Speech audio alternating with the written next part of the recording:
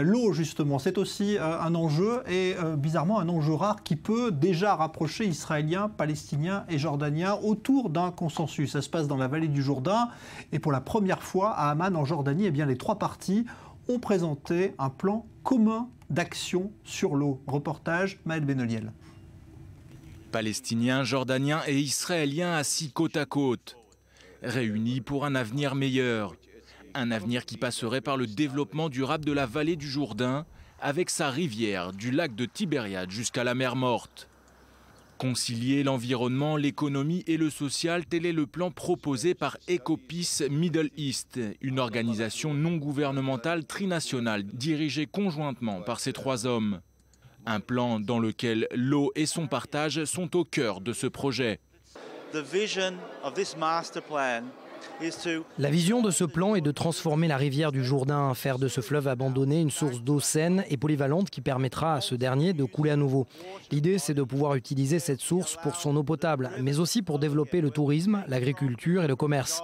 Cela encouragera l'emploi et l'économie, c'est vital pour apporter de la stabilité dans la région et satisfaire aussi les besoins sécuritaires, tant pour les Israéliens que les Palestiniens et les Jordaniens. 127 interventions spécifiques ont été identifiées et seront nécessaires à la réhabilitation de cette région. Une région stratégique pourtant laissée à l'abandon selon cette ONG. L'écologie ne connaît pas de frontières. Tous les pays doivent unir leurs forces car nous sommes en train de perdre le Jourdain. Nous devons coopérer et pour une fois ne pas mêler la politique à cela. Autrement, nous ressortirons tous perdants. Un plan global où l'écologie a un rôle majeur et dans lequel tout le monde est gagnant. Nous sommes trois pays, nous ne pouvons pas ignorer cette réalité. Nous devons vivre les uns avec les autres et régler nos problèmes pour le bien de nos peuples.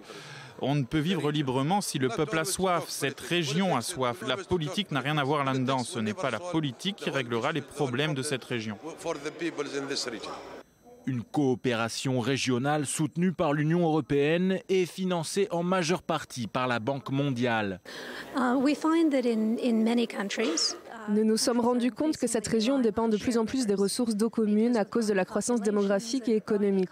De plus, la surexploitation des ressources d'eau communes et leur partage équitable représente un défi en matière de relations internationales qu'il faut savoir relever.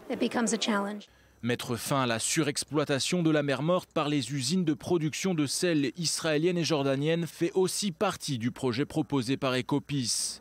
Car le niveau de l'eau descend chaque année de façon inquiétante, plus d'1 mètre par an en moyenne. Un véritable risque écologique, économique et géostratégique pour la région. Et si le développement durable était la solution pour parvenir à la paix ? La réponse est oui si l'on en croit les auteurs de ce plan. Une goutte d'eau dans la mer, diront certains, mais ici, à la mer Morte, qui a perdu le tiers de sa superficie en moins de 50 ans, cette goutte d'eau est synonyme d'espoir pour toute une région.